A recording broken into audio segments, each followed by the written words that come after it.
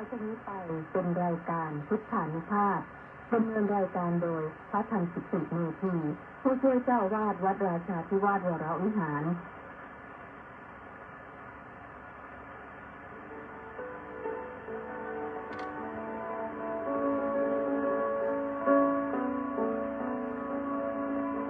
ได้เวลามาฟังพุทธานุภาพเพื่อรับทราบพุทธธรรมคำสั่งสอนเสริมมงคลให้ชีวิตตอนหลับนอนรอพักผ่อนสุขสบายกายใจเติม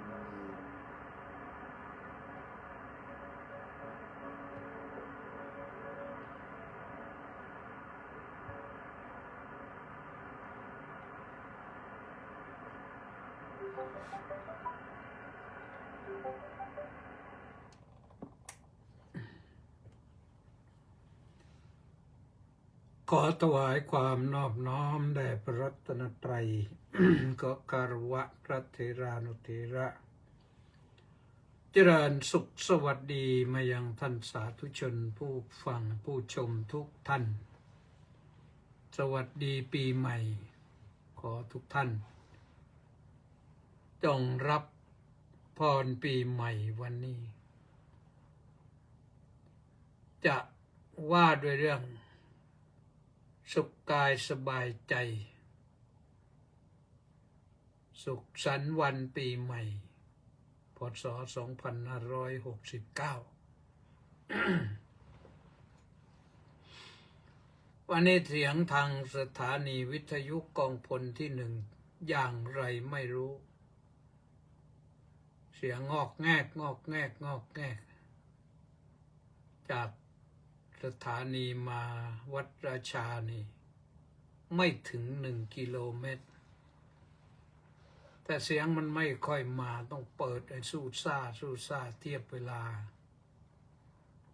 ก็เอากันว่าได้เวลาก็มาพบกันนะ ยังอยู่เหมือนเดิมทุกสถานีทั้งสถานีเสียงธรรมจากชาวพุทธสถานีพระพุทธศาสนาและสังคมทุกๆคลื่นแล้วก็ Facebook ไลฟ์ที่กิตติเมธีแกตัวใหญ่ IWTIME ก็มีให้ฟังกันเป็นปกติวันนี้ก็ได้เวลาพักผ่อนพอสมควรได้โอกาสทำวัดเช้าทำวัดเย็นแล้วก็ได้โอกาสปลงผมวันโกนวันนี้วันโกนพรุ่งนี้ก็เป็นวันพระขึ้น15 ค่ำวันนี้นี่ขึ้น14 ค่ำเดือนยี่พรุ่งนี้ก็ขึ้น15 ค่ำเดือนยี่ก็เข้ากลางเดือนยี่ก็แล้วนะก็ยี่ก็คือ2อ้ายก็คือ1เดือนอ้ายก็คือเดือน1เดือนยี่ก็คือเดือน2พรุ่งนี้วันพระเตรียมกายเตรียมใจโยมในโอกาสปีใหม่ทำบุญสั่งสมบุญกุศลไว้ให้มากๆเพื่อจะได้ใช้ไปตลอดปีนี่มณีแสงจันทร์มาไกลจากอินเดียนนบอกว่าน้อมกราบนมัสการสาธุสาธุสาธุเจ้าข้าปีใหม่นี้ขอให้ท่านเจ้าคุณมีสุขภาพแข็งแรงเจ้าข้าสาธุก็ว่าไปเลยนะตั้งจิตอธิษฐานโยมชีไปนั่งกรรมฐานอยู่ที่ต้นโพนั่นแหละก็ขออนุโมทนาสาธุด้วยนะคงจะได้บุญเยอะนะอายุมากแล้วแต่ว่าบินไปบินกลับอยู่ไปอยู่ถึงอินเดียนั่นแหละ ไม่รู้จะกลับเดือนไหนนี่วันนี้ก็มีสมศรีลักษณะบิลาศก็มาแล้วสาธุสาธุเจ้าข้าธนวัฒน์ศรีสิริวัฒน์น้องขอสาธุน้องกราบนมัสการครับผู้ช่วยศาสตราจารย์ดร.นะรวนสุนันทาเฉลิมพงษ์กำแพงแก้วกราบสาธุพระอาจารย์มาแล้วนะอนุโมทนาพร้อมพงษ์ณชัยภูมิหายไปหลายวันแล้ววันนี้สาธุกราบนมัสการครับหลวงพ่อเอาละว่ากันนะยินดีต้อนรับสาธุแปะนันทิการก็บอกว่ากราบนมัสการสาธุสาธุสาธุเจ้าค่ะมาพบกันปีใหม่ดีนะแล้วก็นี่นะมาอยู่ที่มณีแสงจันทร์วันนี้นี่ เป็นวันที่ค่อนข้างจะดีนะสดใสร้อนหน่อยบินคิมบอกว่าไงบ้างบอกกราบนมัสการพระเดชพระคุณท่านเจ้าคุณอาจารย์ครับมัคโคนาก็มาแล้วมัคโคนาโมเมเมื่อคืนก็มาสวดมนต์กันด้วยอนุโมทนาสาธุนะบินคิมบอกว่าสวัสดีปีใหม่2568อีกก็69แล้วไม่เอาแล้ว68ทิ้งแล้ว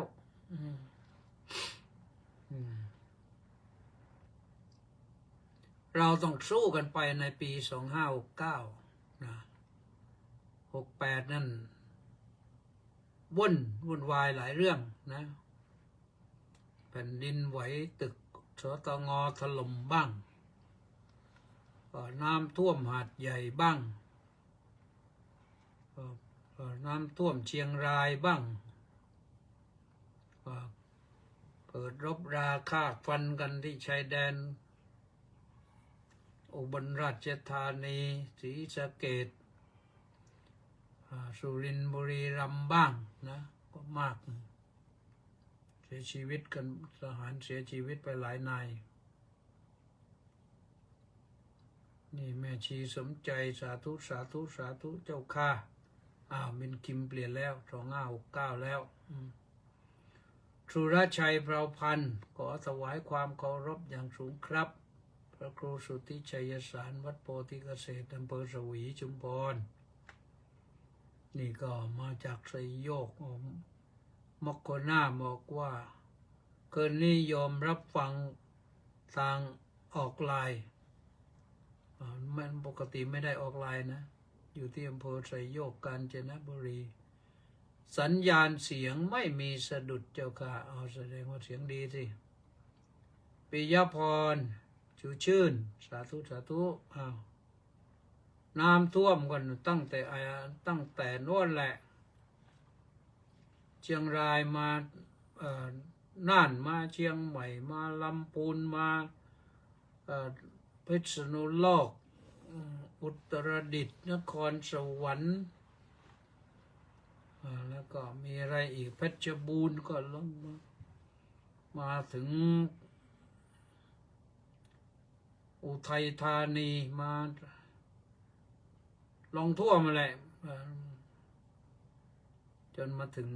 อยุธยามาถึงนนทบุรีนิดหน่อยเขากันไว้ไม่ให้น้ำมากรุงเทพก็ดีนะแต่กรุงเทพนี่มันเมืองเศรษฐกิจมากแต่น้ำท่วมแล้วก็ล่มสลายกันเลยแต่อยุธยาก็น่าเห็นใจญาติโยมนะติดกันหนักเหมือนกันนะบางท่านบางครอบครัวบางเขตเจอก็ไป3 เดือน 4 เดือนนะเพราะนั้นก็ขอญาติโยมก็เข้ามาฟังแล้วก็แจ้งกันบ้างนะแชร์ไปบ้างไลค์กดไลค์บ้างกดแชร์บ้างกดติดตามบ้างก็ว่ากันไปพรุ่งนี้วันพระอย่าลืมวันพรุ่งนี้วันพระนะเตรียมทำบุญเตรียมฟังก็ได้พรุ่งนี้จะเทศน์ให้ฟังถ่ายทอดทาง ไลฟ์กับสดมันก็ตัวเดียวกันอะไลฟ์ LIVE นี่แปลว่าสดเพราะฉะนั้นพอเราพูดว่าไลฟ์สดมันก็พูดภาษาซ้ำซากนะเอากันว่าไลฟ์ก็ไลฟ์สดก็สดก็แล้วกันนะ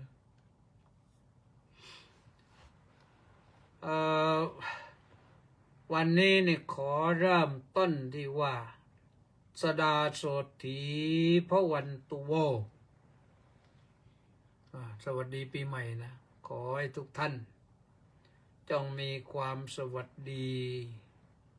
ตลอดกาลทุกเมื่อสถานนั่นแปลว่าทุกเมื่อโสถีนี่แปลว่าสวัสดีพระวันตุแปลว่าจงมีวอแก่ท่านทั้งหลายขอความสวัสดีจงมีแก่ท่านทั้งหลายทุกเมื่อว่าอย่างนั้นสวัสดีมัน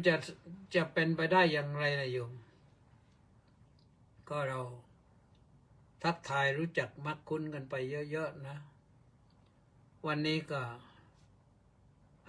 เริ่มก็อนุโมทนาไปก่อนอนุโมทนาบุญ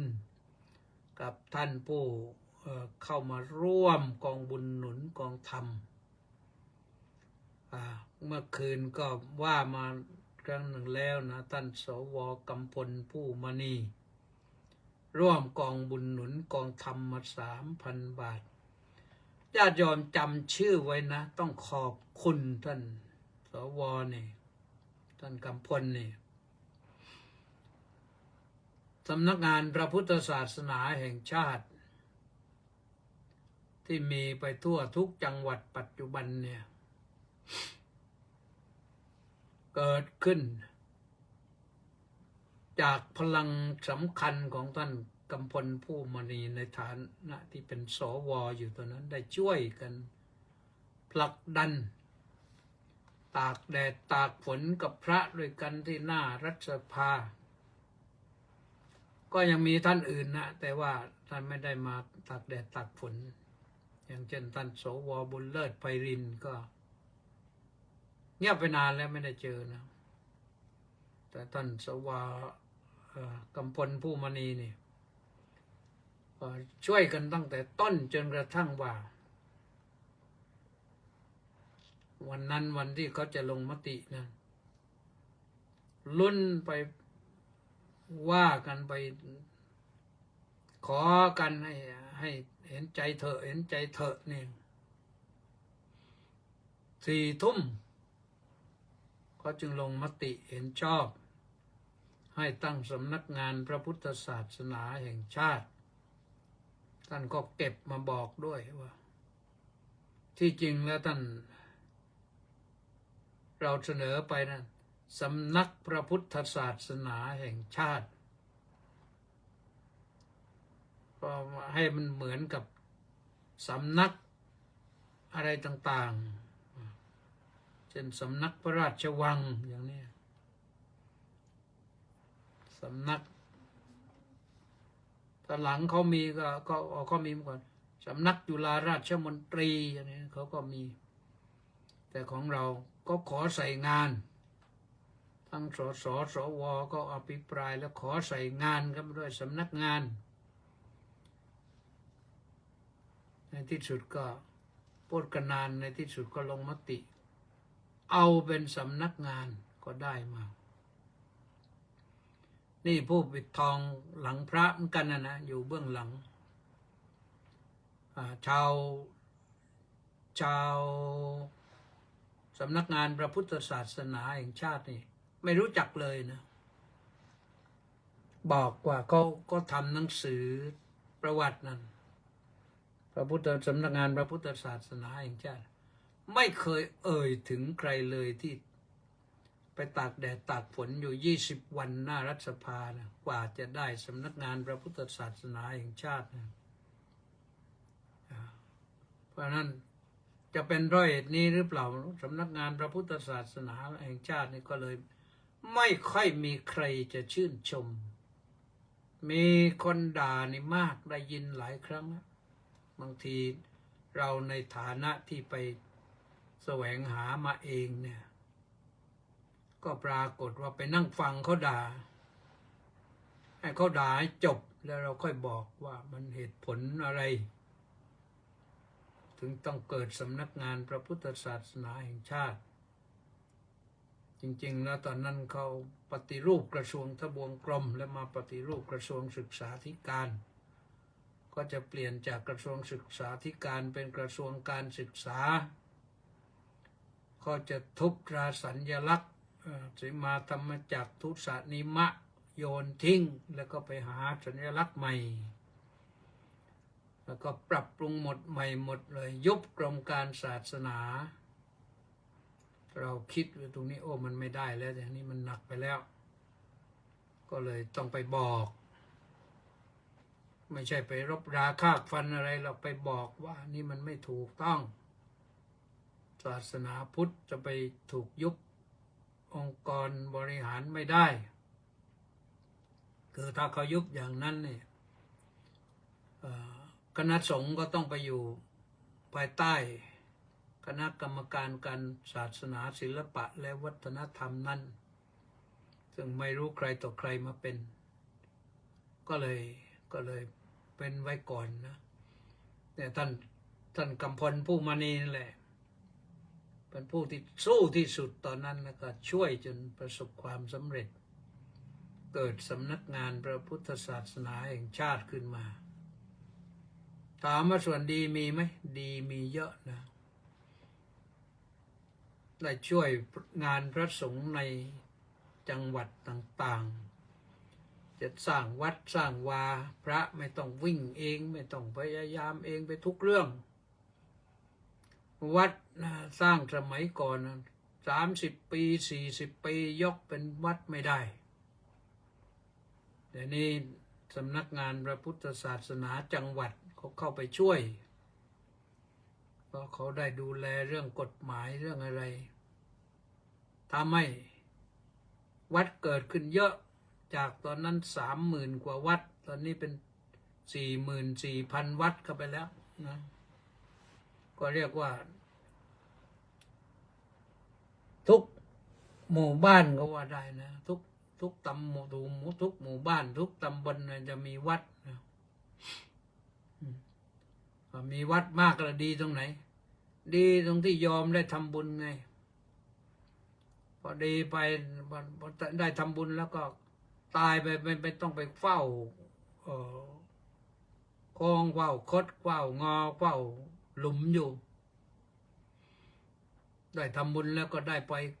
เกิดในที่พ้นทุกข์พ้นโศกไปอาตมาเคยพูดหลายครั้งแล้วว่า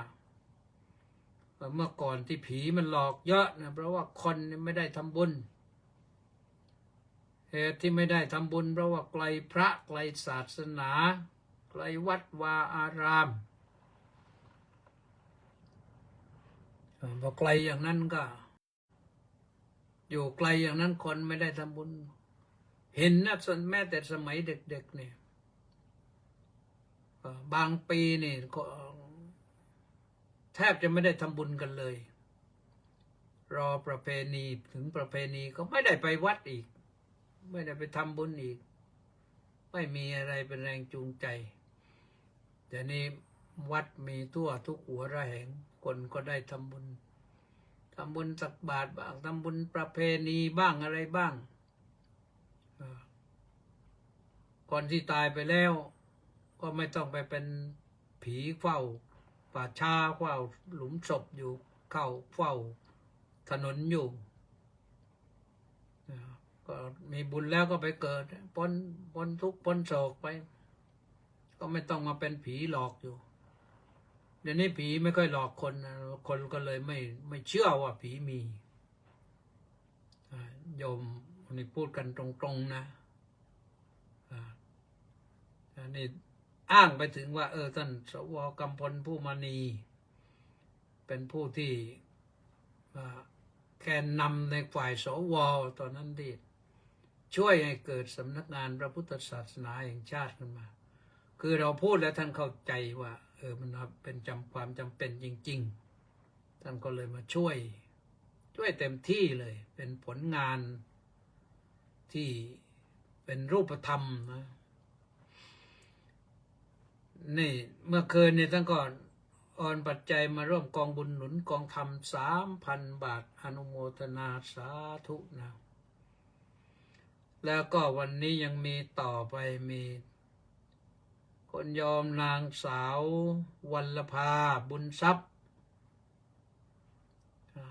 ร่วมมาอีก500 บาทอนุโมทนาสาธุนะคนยอมป้าสุมาลีกอมณีก็ร่วมมา300 บาทเมื่อก่อนนี่มาถึงวัดตอนนี้มาวัดไม่ค่อยไหวแล้วนะแต่สุขภาพดีหรือเปล่ามันก็ไม่รู้นะก็ขอให้สุขภาพดีนะปีใหม่แล้วยอมให้สุขภาพดีนะทั้งกายทั้งใจนะคุณย่อมป้าปราณีกุล่าอีกท่านหนึ่งคู่บุญคู่บารมีกันนะก็โอนมา300 บาทเหมือนกันด้วยได้รับความเอื้อเฟื้อจากคงจะหลานสาวมึงนางสาวอิสราวันครุฑคำเป็นผู้โอนมาให้ขออนุโมทนาสาธุทุกท่านแล้วก็อนุโมทนากับเฉลิม plus 6 to 7 persons per 6 to 7 head ออนไลน์เฉลิมจิตรามาศและ FC อีก627 คนวันนี้ออนไลน์เข้ามาตอนเปิดรายการเห็นอยู่อนุโมทนาสาธุอาตมามีกำลังใจตรงเนี้ยทำงานถามว่าเหนื่อยไหมบางวันก็เหนื่อยนะบางวันก็ไม่ได้เหนื่อยอะไรแล้วก็มานั่งพูดอยู่คนเดียวเนี่ยแต่เห็นว่าเปิดมาดูแต่ละครั้งก็มีผู้เข้ามาติดตามชมอยู่ตลอดเพราะฉะนั้นก็ให้ธรรมะเป็นทานเราก็ได้บุญอยู่เหมือนกันนะวันนี้จะพูดถึงเรื่องให้มีความสุขสวัสดีตลอดปีถามว่าเราจะสุขได้อย่างไรสุขกายนะต้องดูแลสุขภาพอยู่ร่างกายให้มันเจ็บป่วยบ้างร่างกายก็เป็นเรื่องธรรมดาปวดเมื่อยแข้งเมื่อยขาเมื่อยปวดเอวเป็นเรื่องธรรมดานะ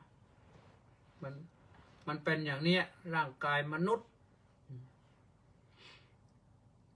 สัตว์อื่นมันพูดไม่ได้เราก็ไม่รู้แต่คนที่อยู่กับสัตว์นั้นๆก็รู้เหมือนกันว่าตอนนี้เธอเป็นไข้แต่คนที่รู้อีกคนหนึ่งก็คือสัตวแพทย์สัตวแพทย์ที่เป็นหมอแมวก็รู้ว่าแมวป่วยอะไรที่เป็นหมอหมาก็รู้ว่าหมามันป่วยอะไรที่หมอควายก็รู้ว่าควายมันป่วยด้วยโรคอะไรเป็นอย่างไรเขารู้เพราะเขาศึกษามาทางนั้นส่วนหมอคนก็ดูแลบางทีเราก็ไม่รู้ตัวเราเองเนี่ยเราไม่รู้ว่าเป็นอะไรแต่มันไม่สบายแน่เมื่อเราไม่สบายแน่เราไม่รู้ก็ต้องไม่ห่างไกลหมอนะต้องไปหาหมอไปตามที่หมอนัดยิ่งเรื่องเจ็บป่วยภายในเนี่ยเรามองไม่เห็นเนี่ยอาศัยหมออย่างเดียวหมอก็จะได้สั่งยาให้ว่าจะทำอย่างนั้นจะเป็นอย่างนั้นรักษาสุขภาพออกกำลังกายบ้างโยมถ้าออกกำลังกายได้นะ ไม่รู้จะทำอะไรก็กวาดขยะถูพื้นในบ้าน เพื่อจะได้ออกกำลังกายไงนะให้มันได้เหงื่อหรือไม่เหงื่อก็ให้ขยับ ให้ได้ขยับมือเท้า ไม่ต้องเข่าศอกนะแต่มือเท้าให้ได้ขยับบ้าง อย่าให้เส้นเอ็นมันตายมันแข็งมันทื่อให้มีการเคลื่อนไหวบ้างถ้าเราเดินแม้แต่ญาติโยมที่เดินไม่คล่องแล้วก็หาวอล์กเกอร์เข้า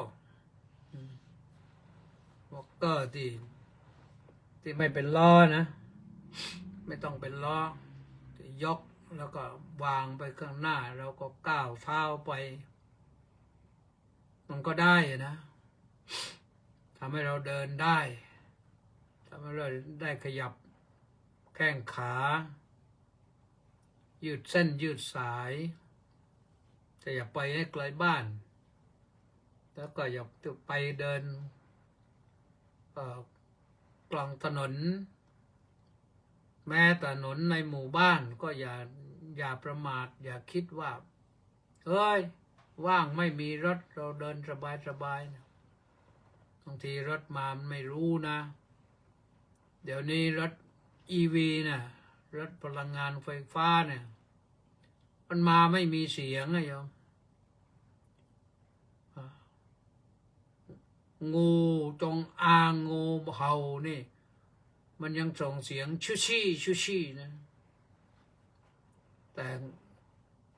รถ EV นี่มันไม่ส่งเสียงเลยนะเว้นแต่ว่าล้อไปเหยียบอะไรปั้งเลยดังคลึกขึ้นมาบ้างทีนี้คนขับก็ไม่รู้ว่าเขาจะขับเพลินไปหรือเปล่านะบางทีไม่ได้ดูหรือจะมองไม่เห็นเพราะอะไรก็แล้วแต่นะอะไรมาบังตาก็อันตรายเรานะออกกำลังกายแต่ถ้าคนที่ออกกำลังกายได้สะดวกก็ดีนะท่าไหนก็แล้วแต่ปรึกษาหมอก็ได้ว่าเราจะออกกำลังกายอย่างไรดีให้เหมาะแก่อายุขัยของเราร่างกายของเราก็จะได้กระปรี้กระเปร่าอาหารอากาศเดี๋ยวนี้ฝุ่น PM 2.5 มันก็บางวันก็มากบางวันก็น้อยมันไม่มากตลอดวันไม่น้อยตลอดวันเพราะฉะนั้นก็อย่าไปอยู่ในที่โล่งมากนักนะฟังข่าวบ้างข่าวสถานีวิทยุกระจายเสียงแห่งประเทศไทยเขาบอกเรื่องอากาศเป็นประจำนะวันนี้ฝุ่น PM มากหรือน้อยยังไงหรือสถานีอื่นก็มีนะเช่นสทรบาง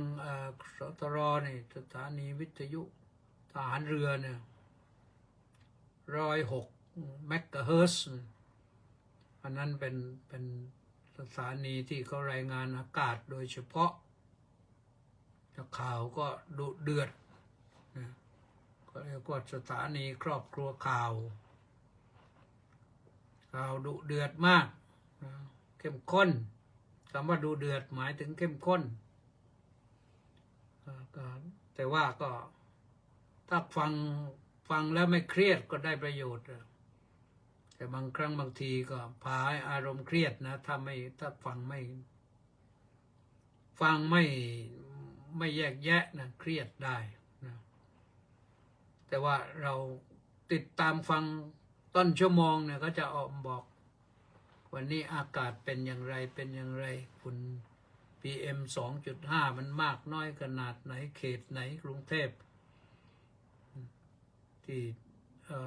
ฝุ่นเกินขนาดเป็นอันตรายต่อสุขภาพนี่ก็ฟังนะอันนี้ทำให้เรามีสุขภาพดีไปตลอดนะ นั้นเรื่องของสุขภาพกาย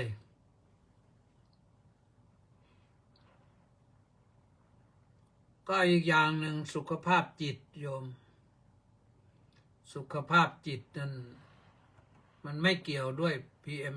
2.5 แต่มันมีผลกระทบได้เหมือนกันสุขภาพจิตนี่เราบางครั้งบางทีมันเกิดโน้นเกิดนี้ขึ้นมาเราคิดมากอย่าไปคิดมากโยมเราทำอะไรได้ช่วยอะไรได้เราก็ช่วยแก้อะไรได้เราก็แก้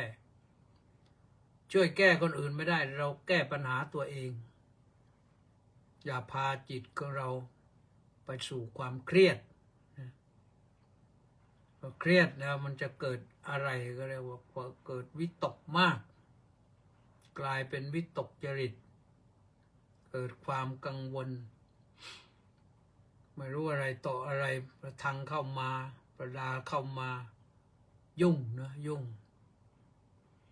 รักษาจิตนั้นต้องใช้ธรรมะโยมจิตไม่ป่วยก็ต้องประคับประคองไว้ประคับประคองจิตไม่ให้จิตล้มหมอนนอนเสื่อเครียดที่เครียดมากๆในเครียดเพราะเราไปคิดเรื่องโน้นเรื่องนี้วิตกมากนะเอาศีลเอาธรรมมาประจำใจโยมอย่าให้เอาสิ่งอื่นมาครอบงำจิตใจก็เพียรพยายามนะสิ่งที่ชั่วร้ายที่มันชั่วร้ายนะอย่าให้เข้ามาในใจป้องกันจิตเราให้ดีป้องกันจิตเราให้ดีถ้าเรารู้ตัวว่าโอ้มันมาอยู่ในจิตใจเราแล้วก็รีบกำจัดออกไปรีบกำจัดออกไปอย่าให้มันเหลืออยู่สิ่งที่ไม่พึงปรารถนานะถ้ากำจัดได้แล้วก็รักษาจิตต่อไปให้พัฒนาจิตให้ดียิ่งขึ้นให้เข้มแข็งยิ่งขึ้นเนี่ยเหมือนที่ชายแดนนะเมื่อยึดแผ่นดินคืนได้แล้วทำกำแพงเลยสมเด็จพระเจ้าน้องนางเธอยังทรงตั้งมูลนิธิเพื่อช่วยเหลือให้ทำกำแพงดูสิน้ำพระทัยก็ร่วมกันไปใครร่วมได้ก็ร่วมกันนะอนุโมทนานะพัฒนาจิตทำกำแพงให้สูงขึ้นอย่าให้สิ่งชั่วร้ายมันเข้ามาสู่จิตได้พัฒนาได้แล้วก็รักษาให้มั่นเหมาะให้มั่นคงทีนี้ถามว่าจะพัฒนาจิตอย่างไรเราเป็นชาวพุทธนี่ธรรมะของพระพุทธเจ้าเนี่ยเป็นเครื่องมือพัฒนากายและพัฒนาจิตส่วนมากเป็นเครื่องมือพัฒนาจิตเพราะฉะนั้นวันนี้ขอนำเสนอว่าถ้าญาติโยมหวังจะมีความสุขตลอดปีก็ต้องดำรงชีวิตอยู่ด้วยพรหมวิหารธรรมก็พรหมวิหารธรรมก็ธรรมะที่ทำให้อยู่เหมือนพรหมประเสริฐพรหมในที่นี้แปลว่าประเสริฐประเสริฐได้อย่างไรหนึ่งพรหมวิหารธรรมหนึ่งเมตตาเมตตาเยอะๆแผ่เมตตาเยอะๆทำใจให้มีความรักคนรักสัตว์รักญาติมิตรรักเพื่อนพ้องนั่นคือเมตตาแต่เราจะนั่งแผ่เมตตาเลยก็ได้นะสัพเพสัตตาขอสัตว์ทั้งหลายทั้งปวงอเวราโหนตุจงอย่ามีเวรแก่กันและกันเลยอัพยาปัชชาโหนตุจงอย่าเบียดเบียนซึ่งกันและกันเลยอานิคาโหนตุจงอย่าได้มีความทุกข์กายทุกข์ใจเลย สุขีอัตตานังปริหารันโตขอมีความสุขกายสุขใจรักษาตนให้พ้นจากทุกข์ภัยทั้งสิ้นเถิดนี่เราก็ภาวนากันอยู่ประจำอยู่แล้ว หรือยอมยังไม่ได้ ถ้ายังจำไม่ได้ก็ต้องจดบันทึกไว้นะใช้บันทึกเสียงก็ได้บันทึกเสียงก็ได้น่าจะพูดให้ฟังสัพเพสัตตาอเวราโหนตุขอสัตว์ทั้งหลายทั้งปวงจงอย่ามีเวรแก่กันและกันเลยสัพเพสัตตาขอสัตว์ทั้งหลายทั้งปวงอัพยาปัชชาโหนตุจงอย่าเบียดเบียนซึ่งกันและกันเลยสัพเพสัตตาขอสัตว์ทั้งหลายทั้งปวงอนีคาโหนตุจงอย่ามีความทุกข์กายทุกข์ใจเลยสัพเพสัตตาขอสัตว์ทั้งหลายทั้งปวงสุขีอัตตานังปริหารันโตจงมีความสุขกายสุขใจรักษาตนให้พ้นจากทุกข์ภัยด้วยกันทั้งหมดทั้งสิ้นเถิด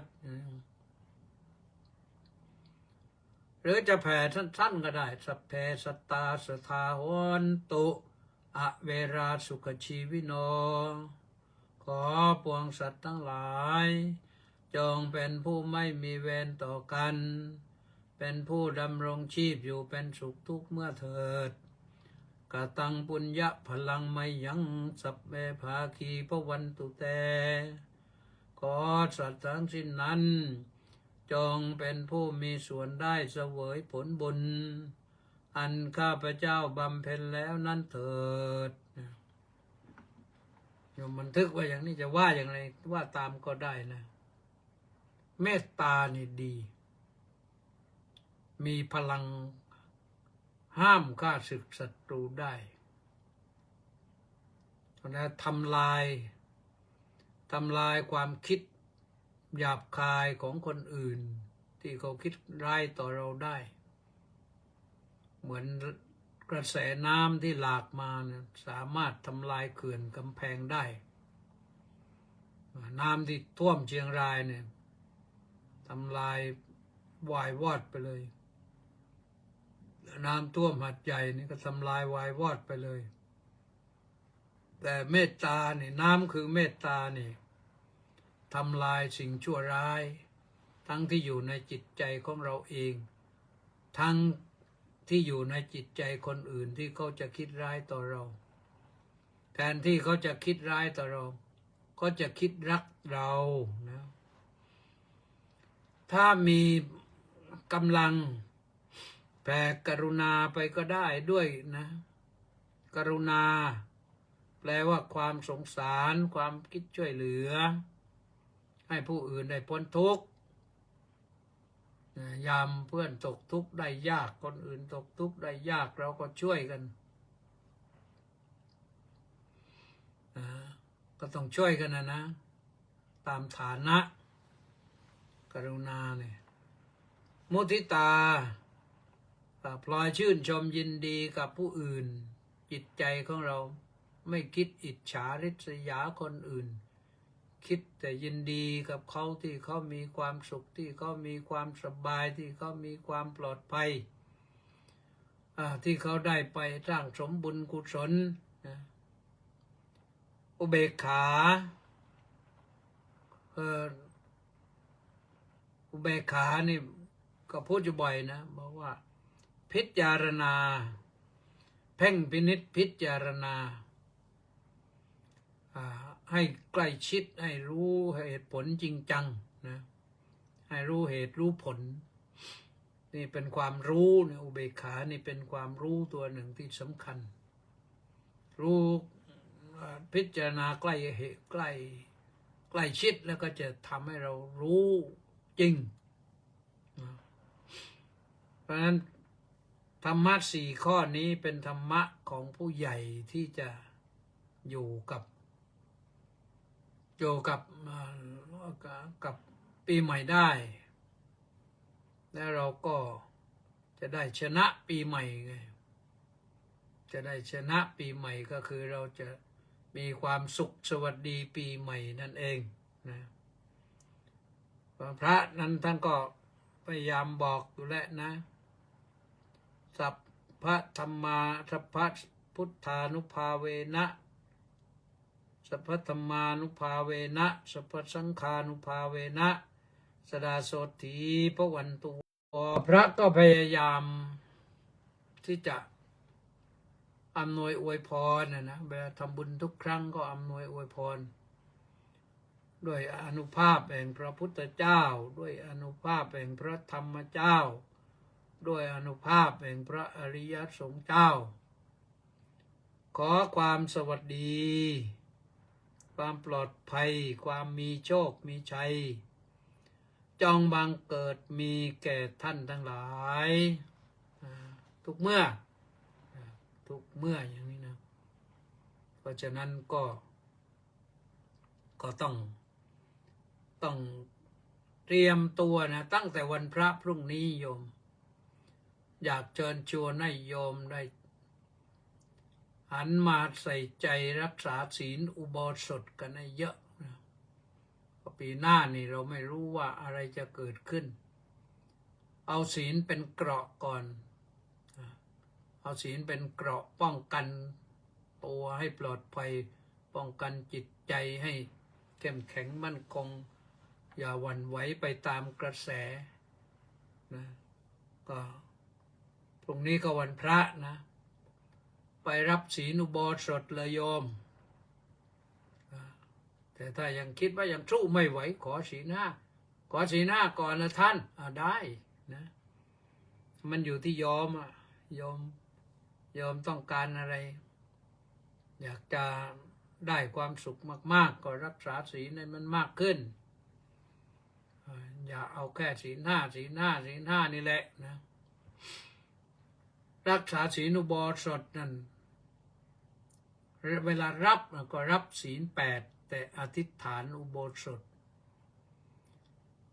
คนที่รักษาศีล8ได้เป็นนิจนี่ถือว่าเป็นองค์คุณของพระอนาคามีแล้วนะของพระอนาคามีนั้นท่านจะรักษาศีล8เป็นปกติเพราะฉะนั้นเราเจริญรอยตามพระอนาคามีก็ได้นะถ้ารักษาศีล5ก็ถือว่าเป็นองค์คุณของพระโสดาบันเราขยับตัวเองขึ้นไปอัปเกรดตัวเองให้มันสูงขึ้นดีกว่าไหมโยมดีกว่านะเอาละเพราะฉะนั้นก็วันนี้ก็มาพูดก่อนก็มาอำนวยอวยพรนะให้สุขกายสุขใจตลอดปีใหม่2569เลขดีนะโยมแต่ว่าวันนี้ถูกหวยหรือเปล่าไม่รู้คนไม่ซื้อไม่มีสิทธิ์ถูกคนซื้อก็ส่วนมากก็ไม่ถูกก็เป็นเรื่องธรรมดานะโยมนะฉะนั้นเป็นเรื่องเสี่ยงโชคถ้าบุญไม่มีก็ไม่ถูกหรอกซื้อเสี่ยงยังไงก็ไม่ถูกหรอกหวยนะเอาวันนี้จะให้พรพิเศษนะให้พรพิเศษให้ทุกท่านทุกคนนะตลอดปีเนี่ยจงได้อย่าได้พบกับสิ่งที่เป็นอวมงคลอย่าได้แม้แต่ในความฝันนะฝันที่ไม่ดีนี่ก็อย่าได้ประสบพบเจอแม้แต่เสียงนกเสียงกาที่ไม่น่าฟังเป็นเสียงแห่งอันตรายก็อย่าได้พบเจอแม้แต่ความฝันที่เป็นบาปเป็นอะไรต่างๆก็อย่าได้มีนะไม่น่าพอใจเนี่ยทั้งนี้ทั้งนั้นนะก็ด้วยพุทธานุภาพด้วยธรรมานุภาพด้วยสังฆานุภาพนะ ให้สิ่งร้ายๆเหล่านั้นจงมาลายหายไปนะก็จะสวดให้ฟังท่านผู้ใดจะบันทึกเสียงก็ได้นะจะสวดทำนองสรพัญญะให้ฟังเตรียมเครื่องบันทึกแล้วยังยอมเตรียมแล้วยังถ้าเตรียมบันทึกก็เตรียมเลยเปิดไปหาดูว่าบันทึกตรงไหนทำอย่างไรถ้าก็พร้อมแล้วก็จะสวดให้ฟังนะสวดให้ฟังก็ว่าดังนี้นะยันดุลนิมิตตังอวมังกลัญจาโยจามนาโปสกุนัสสัตโดปาปักกะหูดุจสุปินังอากันตังบุตธานุภาเวนะเวนาสเมนโตยันดุลนิมิตตังอวมังกลัญจาโยจามนาโปสกุนัสสัตโดปาปักกะโหดุจสุปินังอากันตังธัมมานุภาเวนะวินาศเมนโตยันดุลนิมิตตังอวมังกลัญจาโยจามนาโปสกุนัสสัตโดปาปักกะโหดุจสุปินังอากันตังสังฆานุภาเวนะวินาศเมนโตแปลอีกทีหนึ่งนะยันดุลนิมิตตังสิ่งใดที่เป็นแม้แต่ในความฝันนะฝันที่ไม่ดีนะอาวะมังคลังไม่เป็นมงคลเสียงที่ไม่น่าพอใจไม่ให้รื่นเริงบันเทิงใจเป็นเสียงนกเสียงกาเสียงผีสางเทวดาอะไรก็แล้วแต่แหละที่ปาปักกะโหเสียงที่เป็นบาปแล้วก็รุดสุปินังอากันตังความฝันที่ชั่วร้ายไม่ดีไม่น่าเพลิดเพลินมันเจริญใจนะสิ่งเหล่านั้นจงพินาศมาลายหายไปด้วยพุทธานุภาพจงพินาศมาลายหายไปด้วยธรรมานุภาพจงพินาศมาลายหายไปด้วยสังฆานุภาพนี่คือบทยันทุนนิมิตตังนะพระท่านสวดให้เวลาไปทำบุญบ้านอะไรต่างหรือไปทำที่วัดก็แล้วแต่แหละนะเพราะฉะนั้นก็อันนี้ก็ถือว่าขอให้สบายใจแหละสรุปแล้วนะขอให้สุขกายสบายใจแล้วก็ตรงนี้วันพระอย่าลืมทำบุญ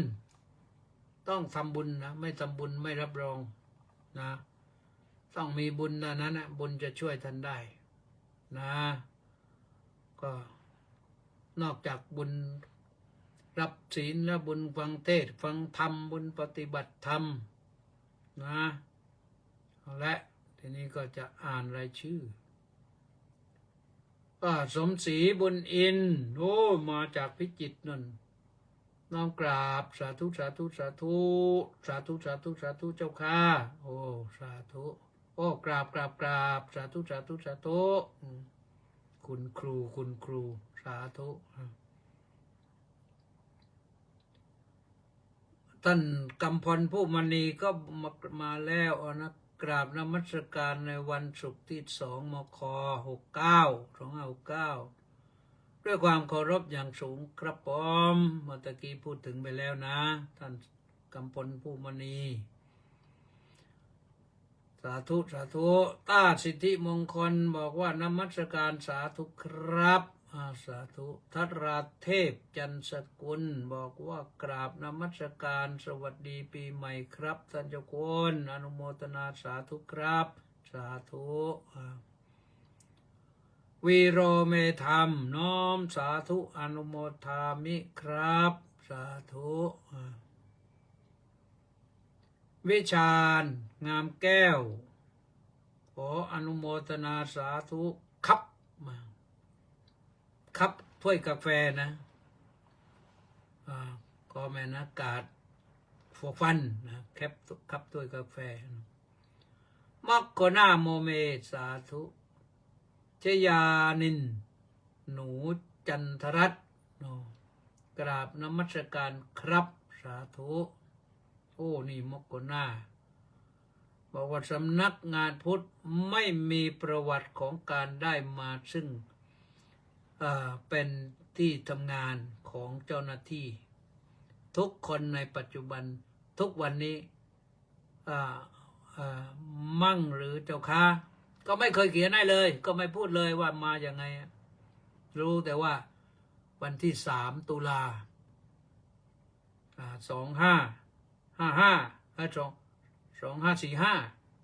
3 ตุลา 2545เป็นวันเกิดสำนักพุทธเพราะว่าเร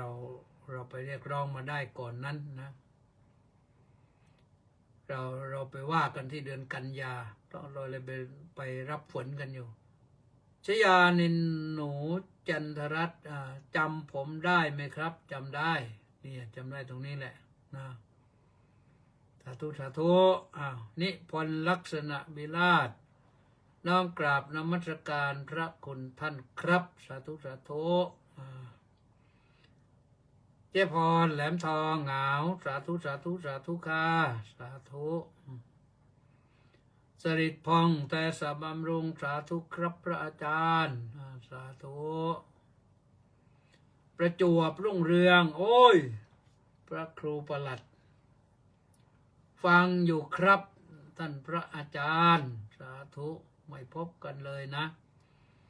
รังสรรค์ทองช้อยน้อมกราบนมัสการถวายความเคารพพระเดชพระคุณท่านเจ้าคุณด้วยความเคารพอย่างสูงครับน้อมกราบนมัสการสาธุสาธุสาธุครับสาธุไม่รู้อยู่ไหนวันนี้รังสรรค์ทองช้อยนี่สุพรรณหรือชลบุรีนะชายอามคุณอะไรล่ะคุณโยสาธุสาธุประสานเรื่องเด็ดสาธุครับท่านเจ้าคุณสาธุอนัญญามาน้อยมาหน่อยน้อมกราบนมัสการเจ้าค่ะสาธุสาธุสาธุอนัญญาว่าใส่นามสกุลภาษาไทยมาให้หน่อยสิไม่แน่ใจว่ามาน้อยหรือมาหน่อยก็อ่านอยู่อย่างนี้แหละนะก็อ่านหมดพอดีหมดเวลาพอดีด้วยนะเอาละวันนี้ก็ว่าไว้เท่านี้พรุ่งนี้ติดตามฟังนะ3:40ถ่ายทอดสดทาง Facebook นี่แหละนะสวัสดี